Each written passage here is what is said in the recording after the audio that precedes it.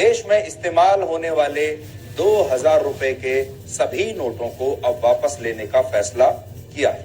यह फैसला इसलिए बहुत महत्वपूर्ण है क्योंकि इस समय भारत में 2000 रुपए के कुल 181 करोड़ नोट इस्तेमाल हो रहे हैं, जिनकी कीमत 3,62,000 करोड़ रुपए है।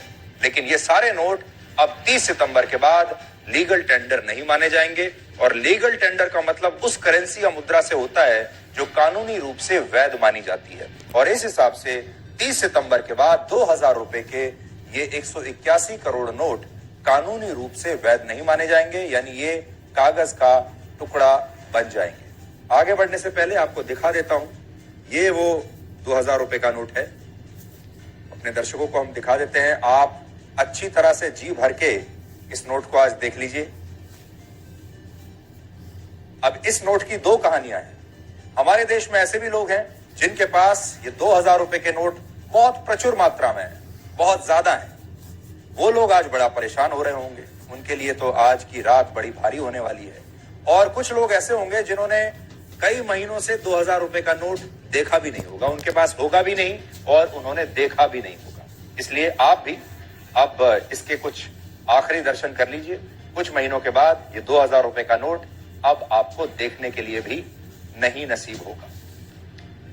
आरबीआई का कहना है कि इस समय जिन लोगों के पास भी 2000 रुपए के नोट हैं, वो लोग 23 मई से 30 सितंबर तक इन्हें अपने बैंक में जमा कर सकते हैं, या वो चाहें तो इन्हें एक्सचेंज करके इनके बदले में 500, 200 और 100 रुपए के नोट वापस ले सकते हैं। इसलिए यह प्रक्रिया, आप एक तिथि याद कर लीजिए, 23 मई से यह प्रक्रिया शुरू हो जाएगी, जब आप देश के किसी भी बैंक में जा सकते हैं और आप इन्हें जमा भी करा सकते हैं और इनके बदले नया नोट भी ले सकते हैं, जो कि 2000 रुपए का नहीं होगा, किसी और डिनोमिनेशन का होगा। और यह काम आपको 30 सितंबर इस साल तक कर लेना है। इसके अलावा अगर कोई व्यक्ति 2000 रुपए के नोट अपने बैंक खाते में जमा कराना चाहता है तो वो कल से ही ऐसा कर सकता है।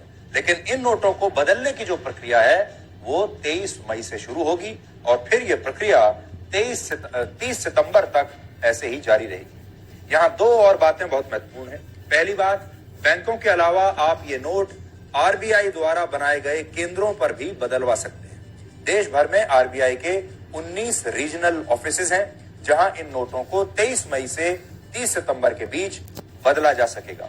दूसरी बात यह कि कोई भी व्यक्ति एक बार में 20,000 रुपए के नोट ही एक्सचेंज करा सकता है, यानी ये जो 2000 रुपए के ज्यादा से ज्यादा 10 नोट आप एक बार में एक्सचेंज करा सकते हैं। यानी अगर किसी के पास 2000 रुपए के 50 नोट हैं तो ये 1 लाख रुपए आप एक बार में नहीं बदलवा पाएंगे।